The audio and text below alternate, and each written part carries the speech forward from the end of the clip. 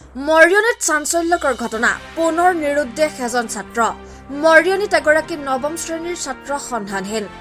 ঘৰৰ পৰা বন্ধুৰ লগত ফটো তুলিবলৈ গৈ সন্ধানহীন ছাত্ৰজন মৰিয়নীৰ বংশীগোপাল উচ্চ মাধ্যমিক বিদ্যালয়ৰ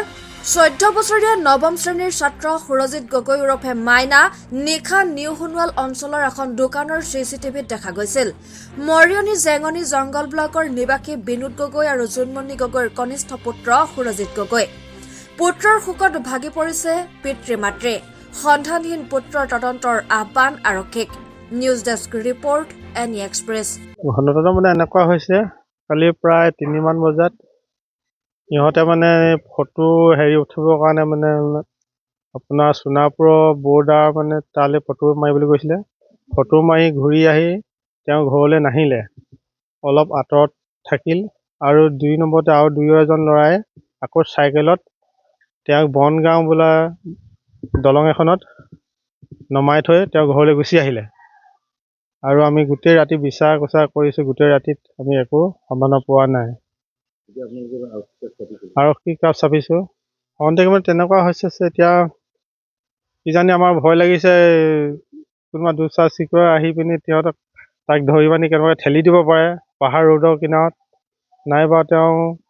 কিবা এটা মগজ খেলি মেলি হৈ পিনি পটক কিবা এটা বস্তু খুৱাই দিলে তেখেতে অনাই বনাই য'ত ত'ত ঘূৰি ফুৰিছে তেনেকুৱা এটা মোৰ মানে আপোনাৰ হৈছে কালি 2টা বজাত সি ওলাই গৈছিলে লগৰ দুটাৰ লগত ফটো মাৰিবলৈ ফটো মাৰি আহোঁতে ইহঁতক সুধিলো আমাৰ মাইনা ক'ত আছে বুলি তাৰপৰা ইহঁতি ক'লে পাউডাৰ দোকানৰ ওচৰত নমাই দিলোঁ বুলি পাউডাৰ দোকানৰ ওচৰত নমাই পেলাই মই ভাবিলোঁ ঘৰলৈ আহিবহি তাৰপিছত সি ঘৰলৈ নাহিলেই তাৰপিছত লগৰ এটা এই ওচৰৰ লগৰ এটাৰ লগত সোণাপুৰ ফালে গৈছিলে বুলি ক'লে সি ক'লে বৰ্ডাৰ ৰাস্তাৰ কাষত নমাই দিলোঁ বুলি তাৰপৰা নাই পোৱা আৰু বিচাৰি তাক নাগালেণ্ডৰ বৰ্ডাৰ কাষত সুৰজিত ঘৰত মতা নাম মাইনা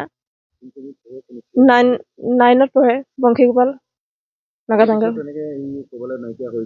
নাই হোৱা কোনোদিন মোক নুসুধাকে সি ক'লেও নাযায় কালি 2টা বজাৰ পৰা গৈছো আৰক্ষী আহিছিলে তদন্ত ল'ম বুলি ক'লে